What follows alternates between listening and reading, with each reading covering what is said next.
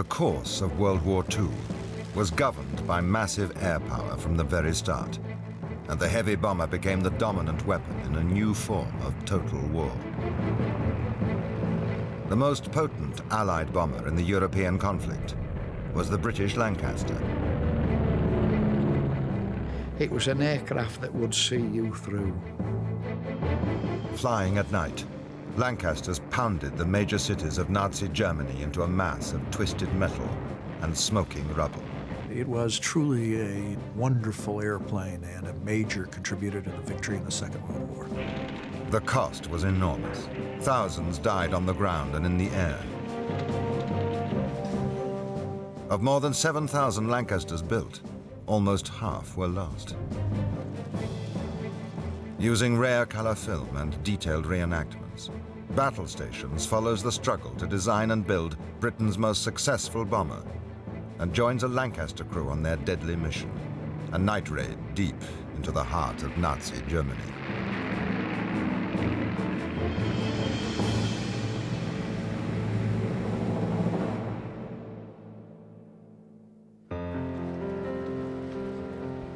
The bomber first appeared during World War I.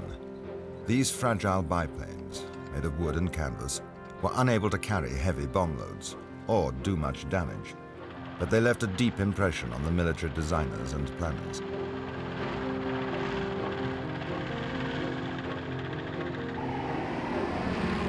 During the 1920s and early 1930s, European governments became convinced that bombers would dominate any future war. Yet Britain was slow to modernize its air force, and many of its aircraft designs were obsolete before they left the drawing board.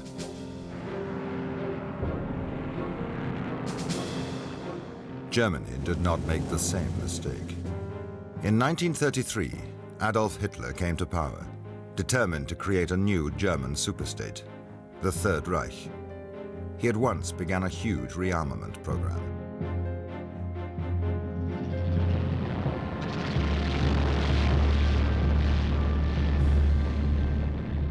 Hitler created a modern air force, the Luftwaffe. Its chief weapon was to be the bomber. Within a few short years, Germany was openly preparing for war. The British government at last realized the impending danger and launched an urgent program to re-equip the Royal Air Force. They turned to aircraft designers like Roy Chadwick. He had joined the Avro Company in 1911 as a draftsman and steadily worked his way to the top. Chadwick was a visionary who combined the precision of an engineer with the eye of an artist. He was tall and slender, and I remember him in dark overcoats when in his young days with a white silk scarf he would have knotted. He had big brown eyes and an olive face and dark hair, and he was elegant. He liked kind of elegant things, and I think that is translated into his machines. Roy Chadwick had a passion for his work and never stopped worrying about how to improve his designs. It was winter, and the curtains would be drawn. He was sitting in the room after his evening meal, just quietly there, with the Manchester Evening News. And he would fold it over, and I'd see he'd do the crossword puzzle. And then I might go to say goodnight, Daddy, and give him a kiss. And I'd see all round the edges of the Manchester Evening News, all the calculations. He was doing two things at once. In 1936, the Air Ministry invited designs for a new medium-range bomber. The ministry wanted an aircraft which could carry 8,000 pounds of bombs, fly round trips of 2,000 miles, and do it all with only 2 engines. It was a very tall order, which could have defeated a lesser talent, but Roy Chadwick rose to the challenge. I asked him once, how do you design an aeroplane, Daddy? And he said, well, I think of all the parts first, and then I sit down to do the design. Chadwick designed his bomber around a massively strong central section in the shape of a cross. It was formed by the 2 wing spars bolted at right angles to a pair of girders, forming the roof of a huge bomb bay. After months of painstaking work, the plans were ready. Every single component had been designed and drawn, down to the last nut and bolt. Roy Chadwick named his bomber in honor of Avro's hometown, Manchester.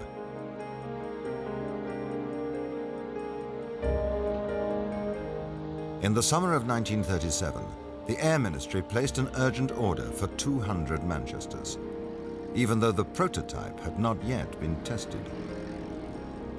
It was a huge gamble, but everybody now expected a war. It was simply a matter of when. A growing mood of panic swept the country. Londoners began building air raid shelters.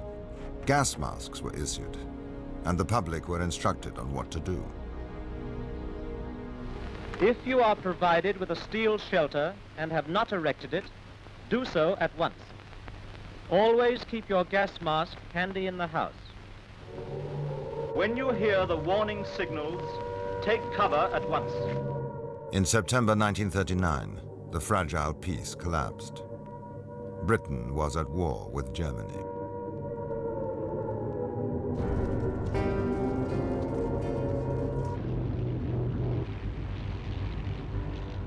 As Europe was overrun, cities like Warsaw and Rotterdam were devastated by German bombers. Then in September 1940, Hitler finally unleashed his bombers on London. The Blitz had begun, and Londoners found themselves in the front line.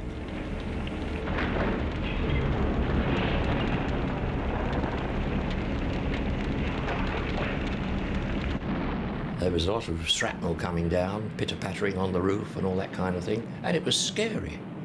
I mean, incendiary bombs dropped in our garden. My best pal was there with us at the time, and it was then that we decided we wanted to join up. That particular night, actually. The German attack soon spread to other British cities. In one devastating raid, the centre of Coventry was almost completely wiped out. The aim was to terrify and demoralize the civilian population into accepting defeat. The effect was to unite them in a single-minded quest for revenge, and that meant bombing German cities.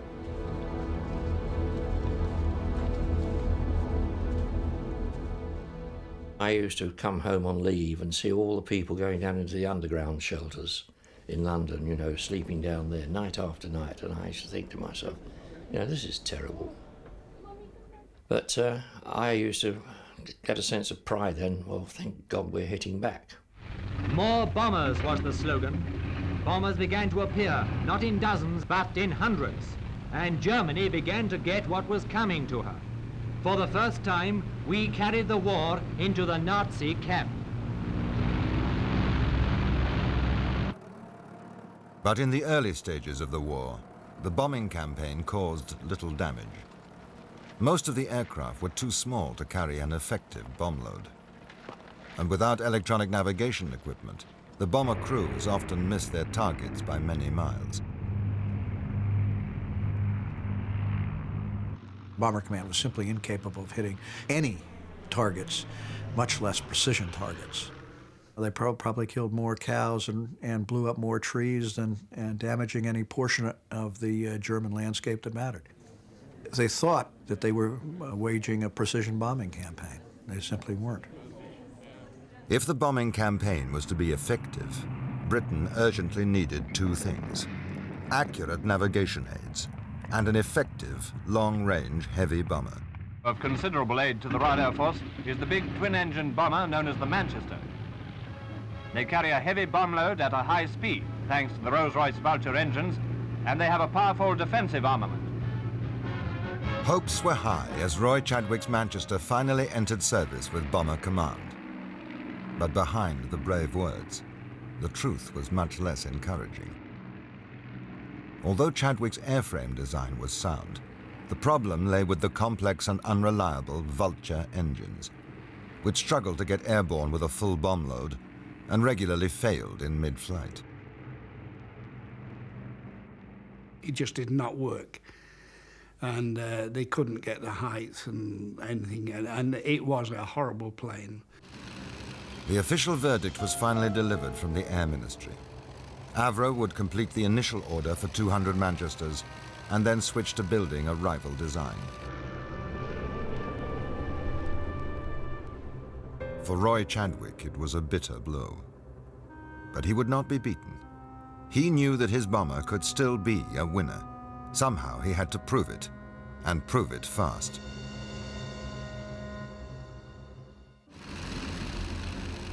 The decision by the British Air Ministry to abandon production of the Avro Manchester bomber forced Roy Chadwick to rethink his design.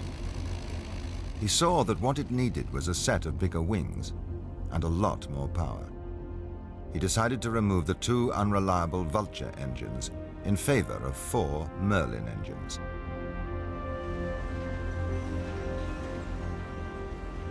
The Merlin was an outstanding design, which already powered the famous Spitfire and Hurricane fighters of the RAF. After persuading the Air Ministry to give him one last chance, Chadwick went back to the drawing board.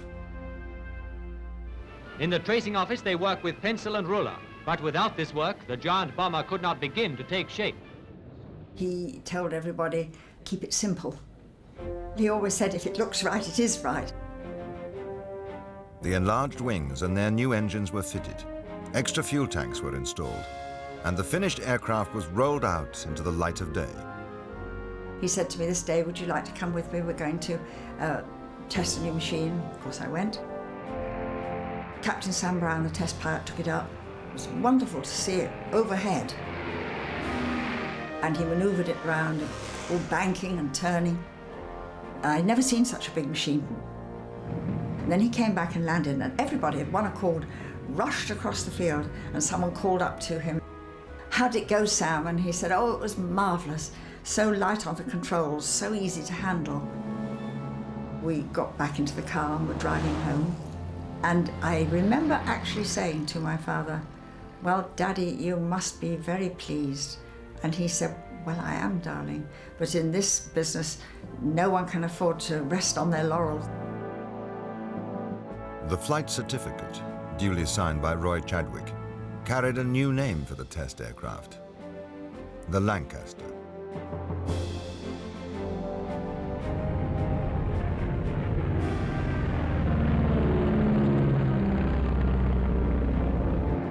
The machine suddenly looked and felt right.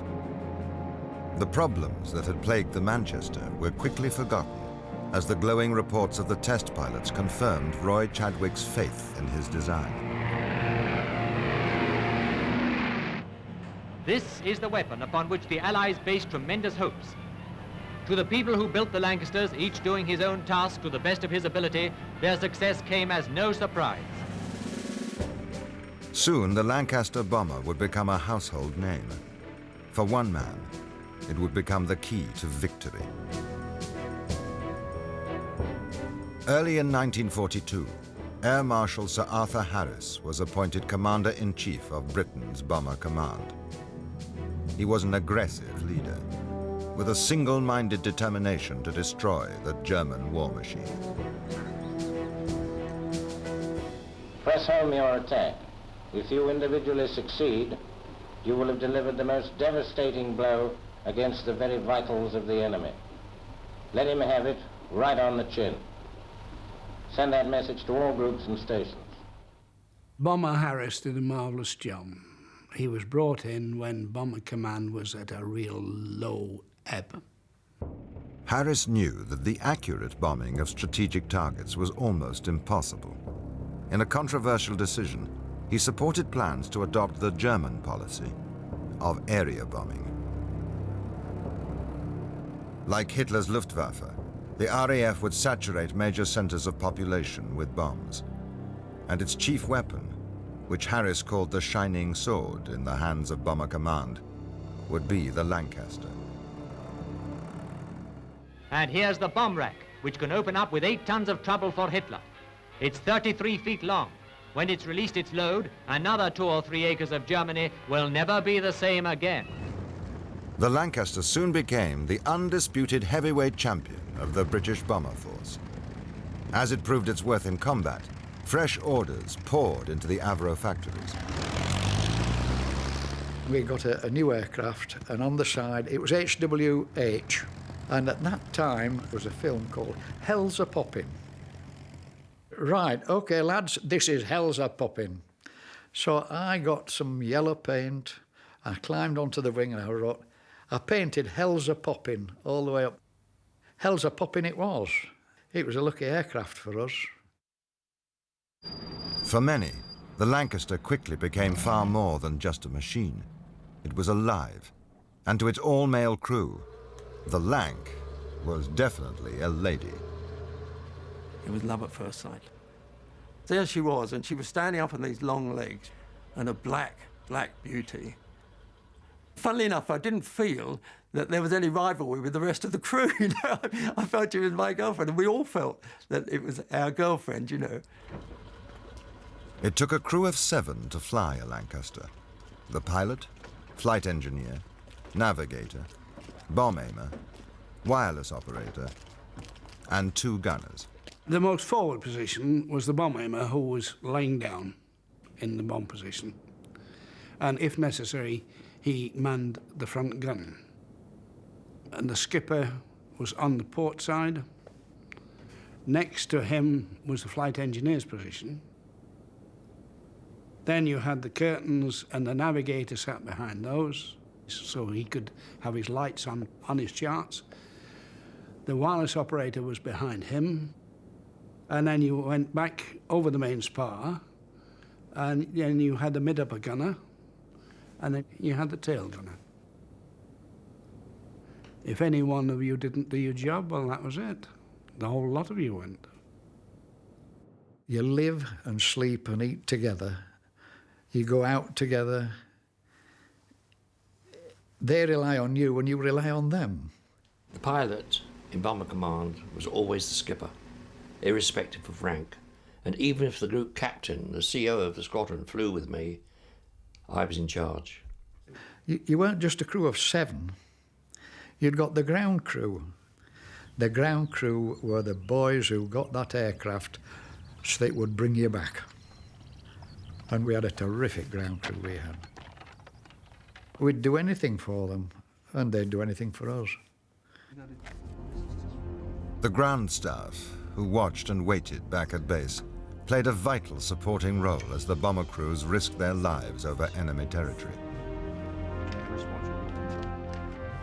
In the control tower, they anxiously plotted the course of each raid. They knew only too well that with every Lancaster posted as missing, another 7 men would not be coming back that night.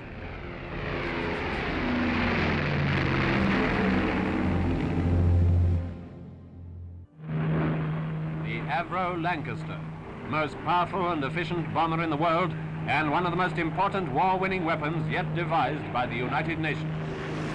The Lancaster is a name that is writing war history. Although Chadwick had designed the Lancaster for mass production, it was still a monumental task. Each aircraft contained some 55,000 separate parts, involving roughly 500,000 engineering operations. He had designed the Lancaster in 5 sections so that it could be made in all the different factories and then brought together. And with this simplification, they were able to put it together quickly and simply, and so much so that at the height, I think it was 1943, 150 Lancasters a month were being produced. Meet a few of the ordinary, hard-working people devoted to this important task. Angela Roberts, a capstan operator. Maisie Rafferty at a press. Dobson Hind and his mate, Joan Evans, riveting. Every pilot of a Lancaster is confident that he's handling an aircraft into which has gone not only superb designing, but the proud craftsmanship of an experienced army of workers. It's everything you wanted in a heavy bomber. It had got the strength, the speed, the manoeuvrability. Its weight carrying capacity was out of this world. It took eventually 6 tons more than it had been designed for.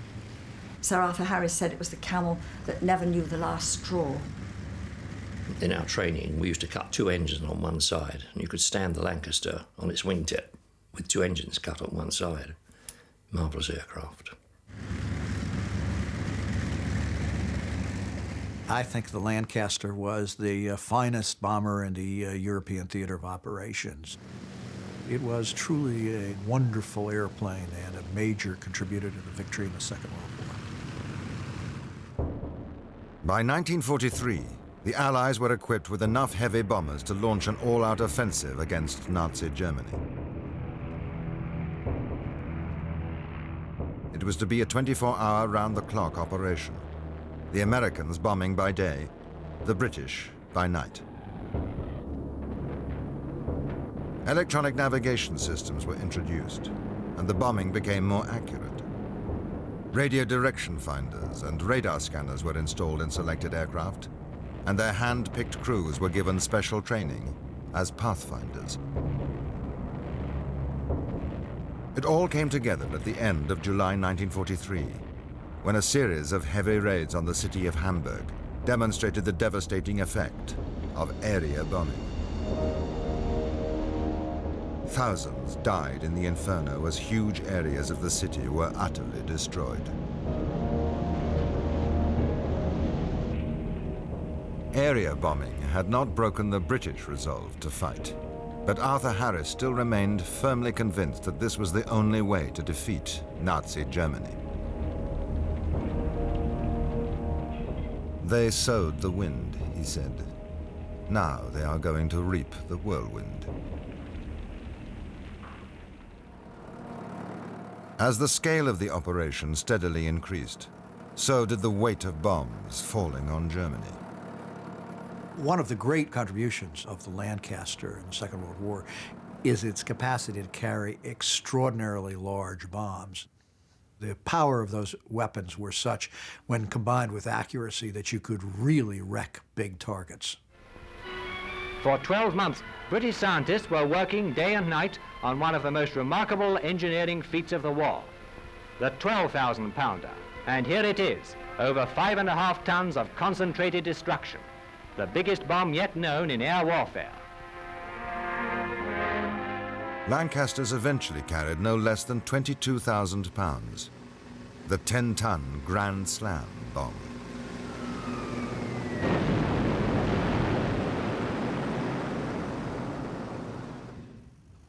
But most raids involved more conventional loads. The crews knew in advance what bombs they would be carrying. What remained a mystery was that night's intended target. One clue was the fuel load. If they said, oh, it's only 1150 gallons, you think, it's a short one. But normally it was 2154, that was full tanks. So that was a long one. As dusk was falling, the air crews would go to their briefing. Only then would their target be revealed. When you entered, of course, there was a big curtain up over the whole map of Europe, you see. And that curtain was only drawn back when the CO walked in to tell you what the target was for that particular night. There'd be a huge wall map with a piece of ribbon marking the route that you'd be taking to the target. The first thing everybody looked at was where the end of the ribbon was. You now know precisely the next item on that list. Cross it off. Now the tension began steadily mounting as 0 hour approached. I used to go to NAFI and always write my last letter. Obviously you can't post it, and it goes in your locker. And if you shouldn't return, that letter would be taken out of your locker and sent to the family. The average number of ops, or missions, or whatever you want to call them, we call them ops, was 7.5. After you did over 7.5, you were living on somebody else's borrowed time. You had 1 week's leave every 6. There was a block of 6 of you, and anybody on that got the chop or didn't come back. Their name was taken off the list. Everybody moves up one underneath. The new crew go to the bottom. So sometimes, in a heavy time, You would go 3 weeks and you'd get another week's leave because 3 of the bods above you got the chop. A great friend of mine, Sergeant Ellsworthy, he was on his 28th trip and he didn't come back. Ellsworthy's fiancée had already lost a previous boyfriend, who had also been a pilot. Now she turned to Laurie for consolation, and the friendship soon blossomed into a romance. But Laurie's superstitious crew did not approve of the match. So I had to drop her. The crew said, "You will drop her, Skip." She was a jinx. Poor girl. Very nice-looking girl, too. But for the skipper of a Lancaster, in love as in war, the welfare of his crew always came first. They had to believe their luck would hold as they set off for Germany. You were at the beginning of an adventure. You were at the beginning of something dangerous. You were at the beginning of fear, and you would feel fear. And anyone who said they didn't feel fear were liars or nuts.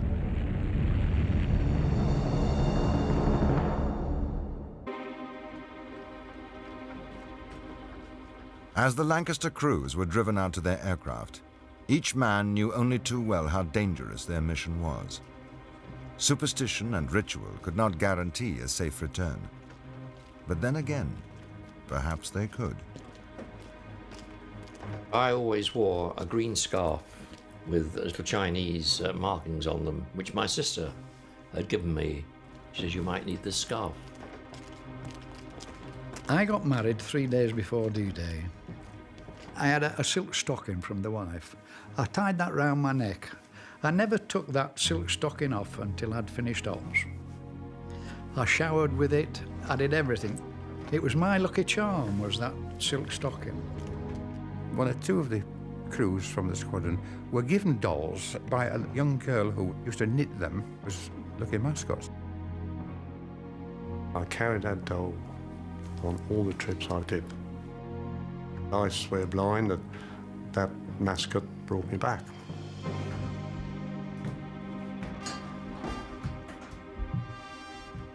You talk about the smell of an aircraft. It had that smell of comfort, and that puts it all in one word. That was home from home.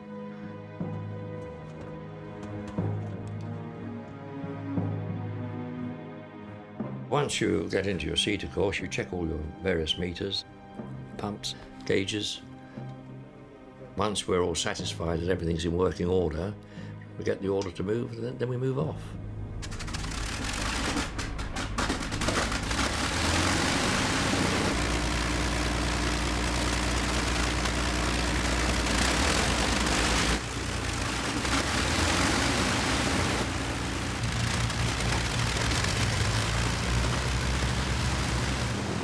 You had to synchronise your engines, but once you had them synchronised, they just purred.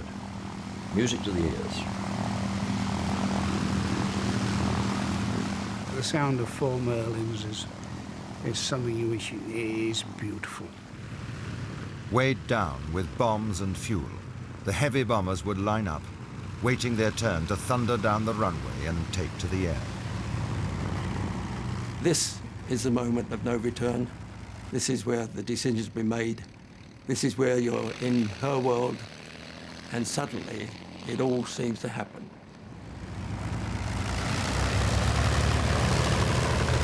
You've got a full bomb bay, and you've got full power, and suddenly she's let go, you know. I mean, that moment, it's unbelievable. And you roar down the runway, and all you can hear is the noise, and it's a beautiful noise. You've got 1,400 yards to lift about 14,000 pounds. It starts to seem that she's going to lose the game against gravity. But just after halfway, you feel that gentle bounce, and then another gentle bounce. And suddenly, boom, and you're weightless, and you're airborne. It's moments like that she tells you what she's all about.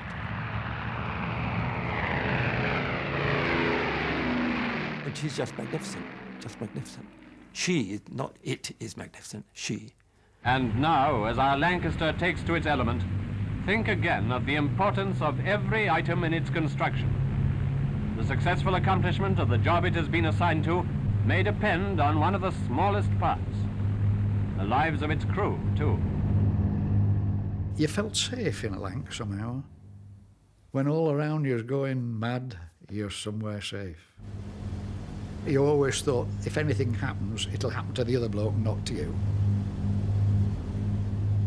We were going to do a full tour. We weren't going to get shot down. That happened to other people. We weren't going to get shot down, no. It's always somebody else that gets it, never you, until you get it. As the bomber formation reached the enemy coast, the mission entered its most dangerous phase. Ahead lay the batteries of deadly anti-aircraft guns and the night fighters of the Luftwaffe. But the only sound that reached the crew members was the reassuring drone of the Merlin engines. You had this sort of rhythmic sound of the Merlins there, you know, and somehow that was warm and comforting. And you weren't thinking then, God, will we ever get there and get back again? Because you had utter confidence in her. You just felt we're going into it now, and everybody alert. I used to pass orders round. Gunners, keep your eyes skinned.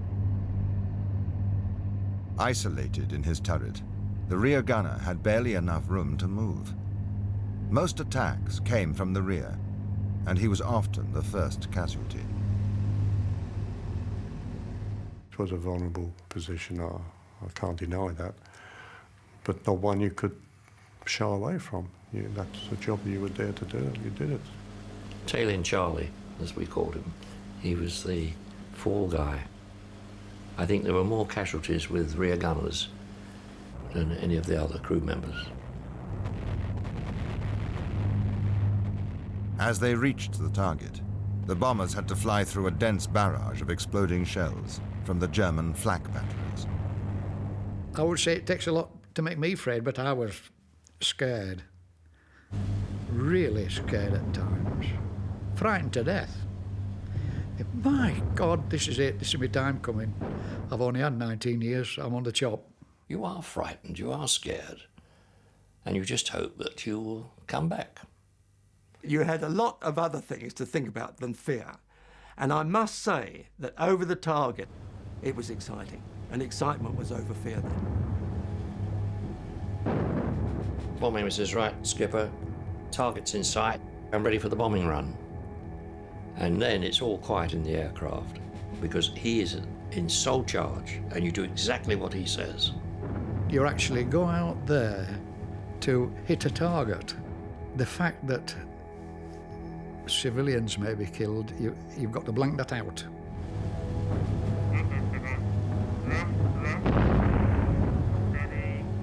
The most important thing was to get the correct wind speed and direction. It's sheer hell, anything from about 15 to 30 seconds. Seems like 15 to 30 hours. And under your breath, you'll say, for God's sake, drop the ruddy things.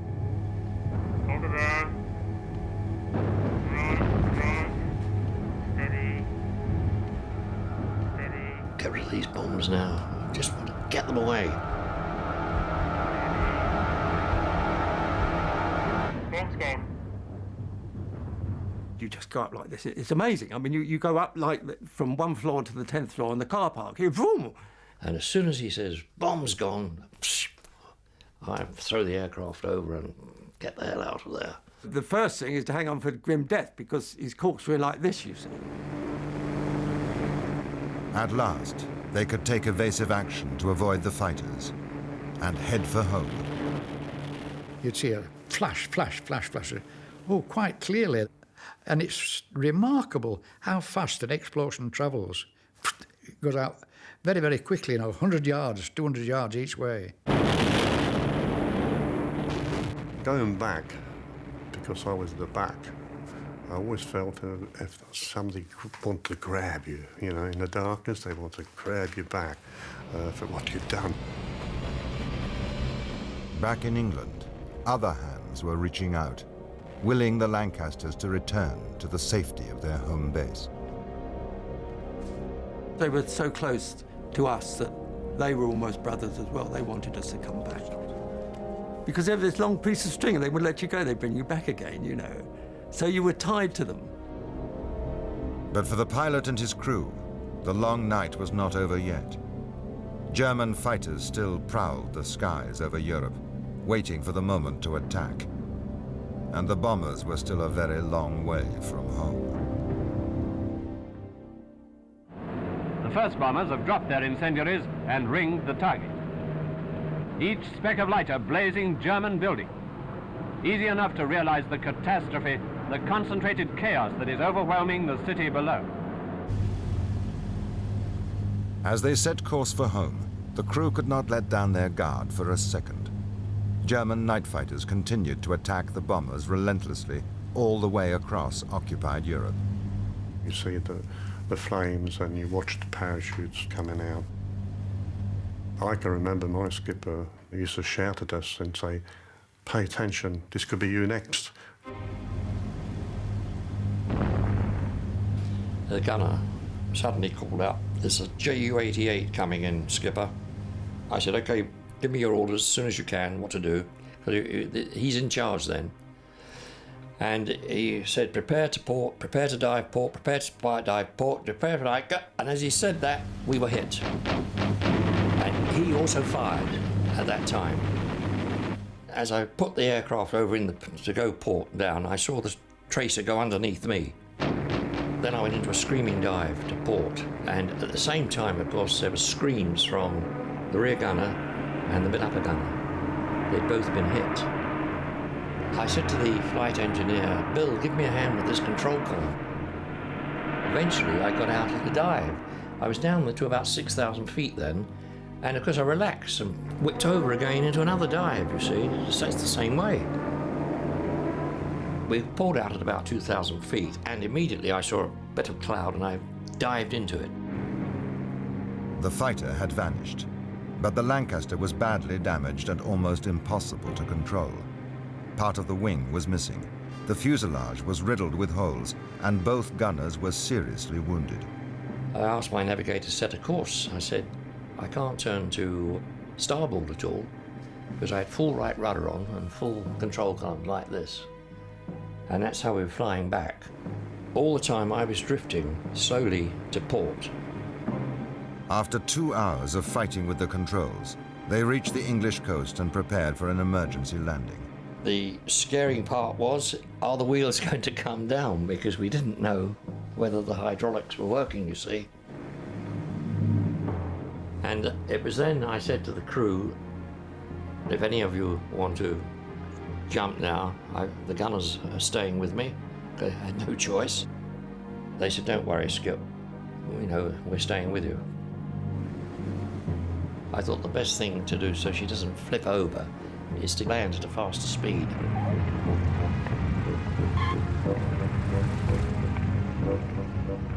You just sat back and thought, you know, my godfathers, we've done it.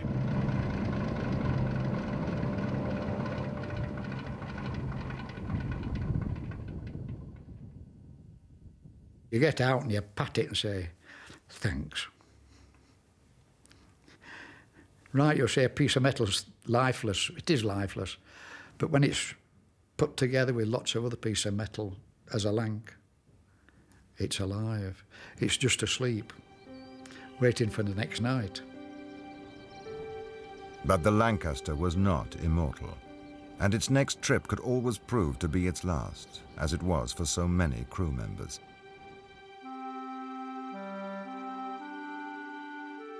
The odds of them surviving a full tour of 30 operations were very low.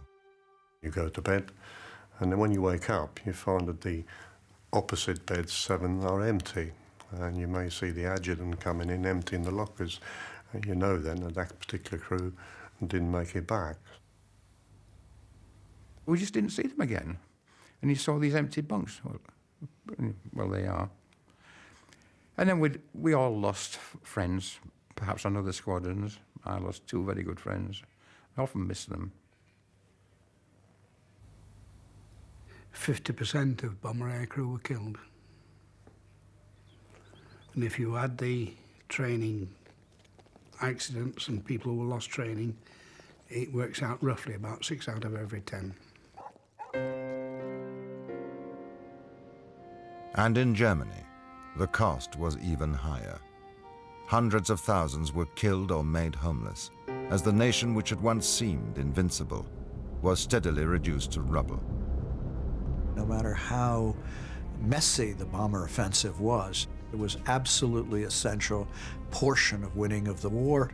Without the strategic bombing offensive, one can project an Allied victory, but maybe at the cost of another 2 or 3 million lives of Allied soldiers and perhaps the war continuing into 1946. But after the war, the destruction of Germany's cities became a controversial issue, and an episode which many preferred to forget. Today, there are few memorials to the men of Bomber Command. As far as I'm concerned, we had every right to bomb these places.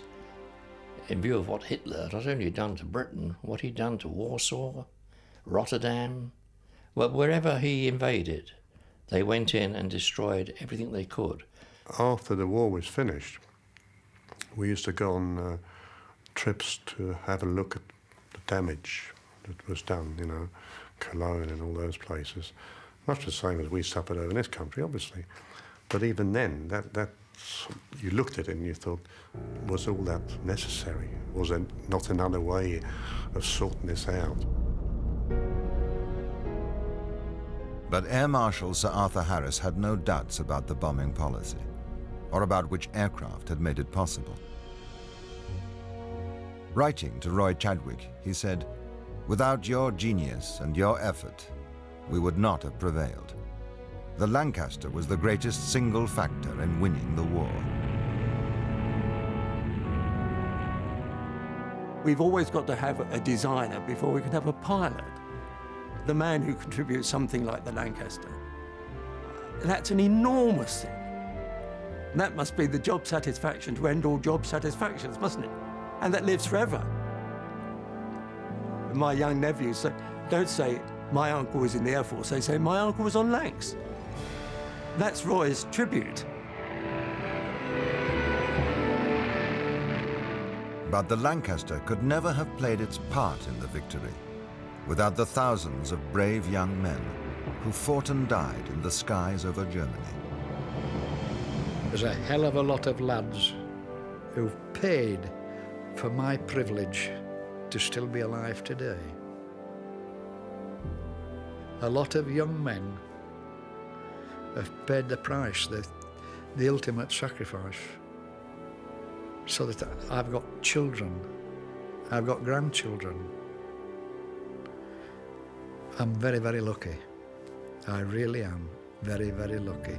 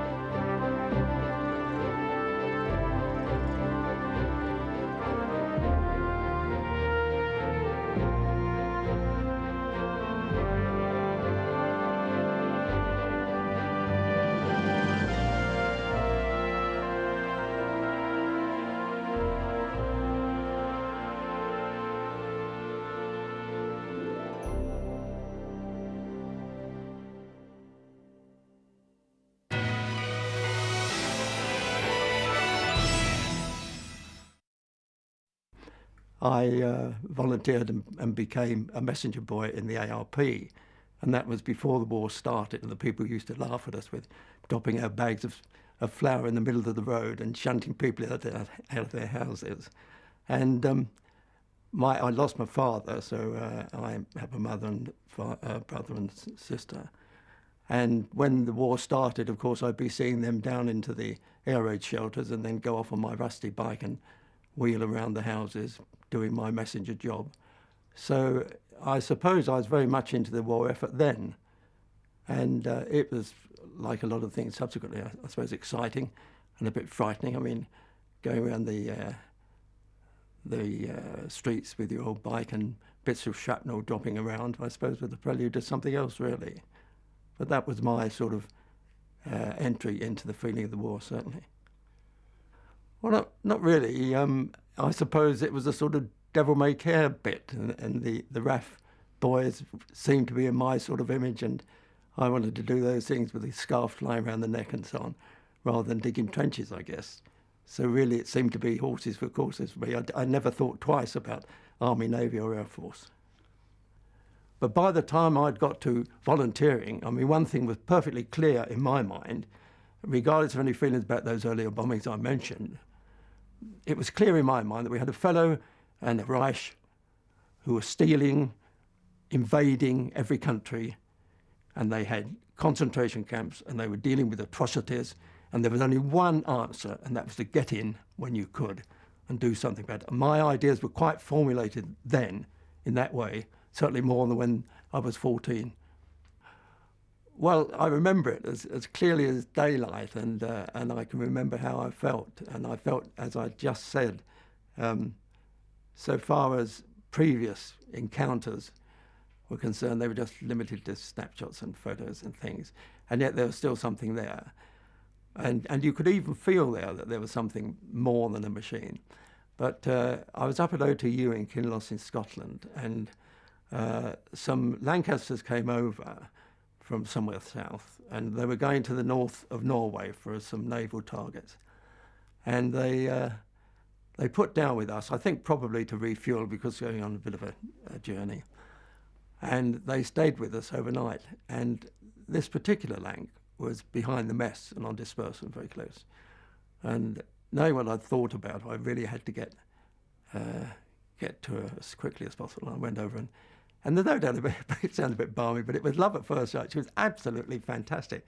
And she was far more than I'd ever seen in these pictures, which, as I said, were gliding through the sky and so on, because there she was, and she seemed enormous. She was standing up on these long legs, you know, and a black beauty.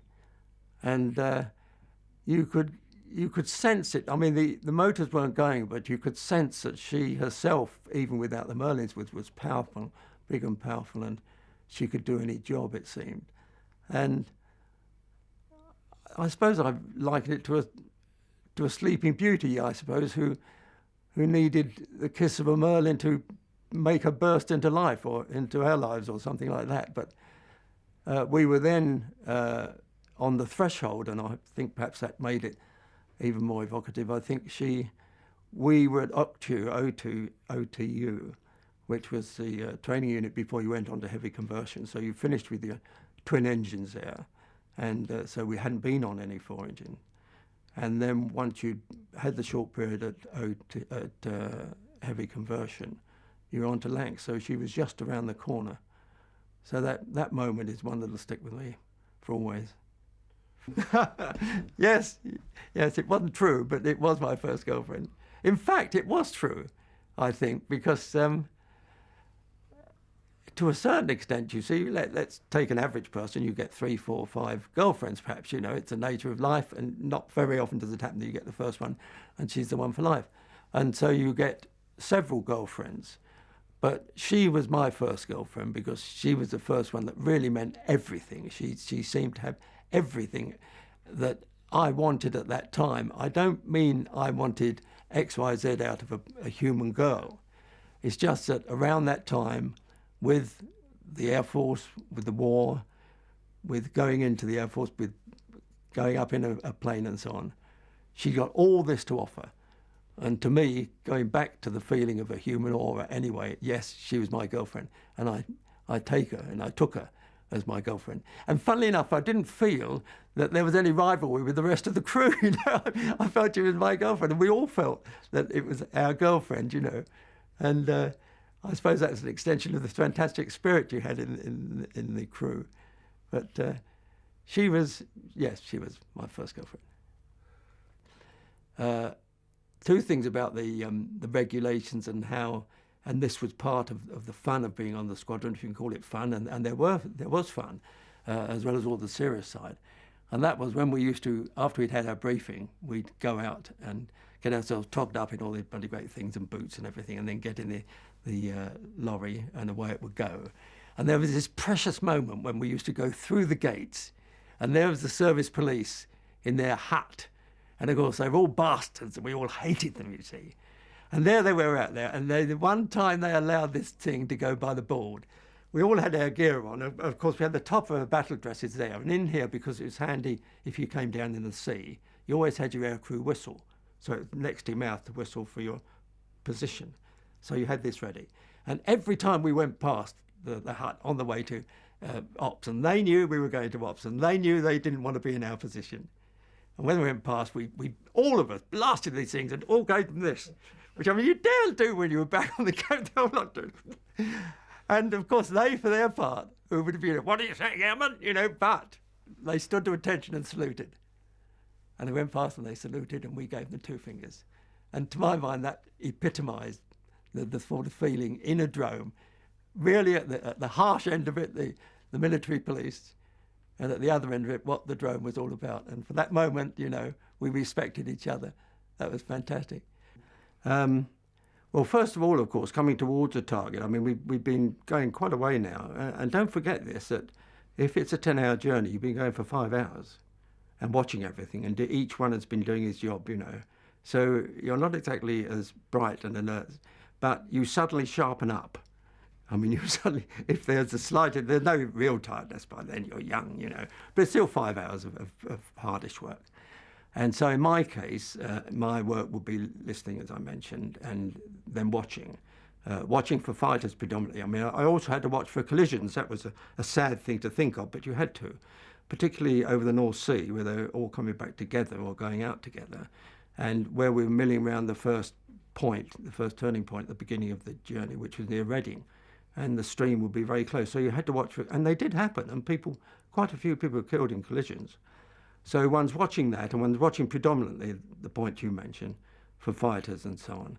And when you're, it all depends, I don't know how far, but it must be probably an hour or 3/4 an hour. You see that the pathfinders and perhaps the beginning of the stream have started to hit the target. So you see the targets blazing, and you know where it's going, and you don't need a navigator's set then to be able to find the target. And so it's then, funnily enough, I suppose, just for a second then I get this fear. But it's no longer than a second, because you've been so keen on watching everything, and then the next second after your fear, whatever it is, you're watching again. And I think I mention that purely because we discussed fear. But it's momentary, because you realise that from that second onwards, when you're seeing it and you're really within its orbit, that means the target, that from in, over and out, you've got to be total observation thick. Meaning, I don't mean thick up here, I mean you had to be as keen as possible in outlook. And so the first thing you're thinking of are the fighters. So as you go in, you're keen on the fighters all the way. The boys in the front start taking over more as we get near the target, of course, and the navigator leading you in. And you can hear your mates over the intercom, and you can hear the navigator and pilot taking over, and then the bomber and the pilot. So all this time, you're spending your time, I'm speaking purely of me, not the rest of the crew, in searching for aircraft. And there's not much point in searching for anti-aircraft, because they'll shoot it up anyway, so you just keep your fingers crossed for that. You search a bit, depends on the place, whether they've got many searchlights. Some places have more than others. So you search for that, because that is something you've got to divert from. So you'll search, and by this time you're practically there. And then, of course, it's simply a two-man act. It's the pilot and the bomber. And by that time, you can almost feel the warmth of the target, you know. And you're going over, and of course, you're tending to look up there more, because you're conscious of this silhouette business. And as they go over the target, then the boys are completely taking over the aircraft. And it's left, left, right, right, steady, steady, steady, and then bombs away, and you just go up like this. It's amazing. I mean, you go up like from one floor to the 10th floor in the car park. You vroom! It's absolutely bloody fun. No lift does it like it, you know. But 14,000 pounds just hanging on you, and suddenly goes, you know, vroom. And up you are like this, and then the next second, you know, whatever the pilot says, something, all sorts, you know, fuck off. Oh, sorry, I'll bugger off your, all sorts of things, but it's go, you see, so you corkscrew. And then when they corkscrew, the first thing is to hang on for grim death, because he's corkscrewing like this, you see, which is a standard. It's a standard regulation. And of course, it's ultra effective. It's one thing that's never had to change. From early days to the end of the war, it never changed, because it's first class, because you go left and then you're going right and then you're dropping and then you're rising. You're doing everything to counteract. And it's hell to try to combat that as an air gunner or as a fighter trying to bring you down. Very, very difficult. So that goes on for quite a while until you're fairly sure that you're away from the target area. And also there's no one on your tail. There might be someone. We were just out and one came on our tail. Well, that was different. I mean, that's a different story. But boom, boom, boom, boom, boom, and you're out again. So coming back to your feelings, no fear at all as you're going near to it. You've got too much to do. And when you dive out of it, again, it's too much to do. You have no time to... I think the reason if you had no time to think of fear, it's probably there, but you haven't got any time. And I really found it all exciting. I must say, grudgingly, that it was bloody exciting. The whole lot was exciting. And even watching for these guys was exciting, you know. When you actually saw one as we did, or saw three, it's slightly different when they're on your tail. But no, and even then it was exciting. I didn't feel any fear then. It was really exciting. So, does that answer your question? Well, as I told you, and this is the most famous part of any raid, because when you're sweating bricks, because you're absolutely dead, you're straight, and you've got to go over the target, and you've got to be absolutely spot on, and the bomb aimer is in charge, and the pilot does his wish, hence Lanc does his wish. And he says left, left, steady, right, right, steady, left, left, steady, steady, steady, left, left, steady, and then the joke is back a bit. Which of course you can never do, sorry about that. But that is the joke of Bomber Command, back a bit. And, you know, that is a moment. That is a moment of all times, I think.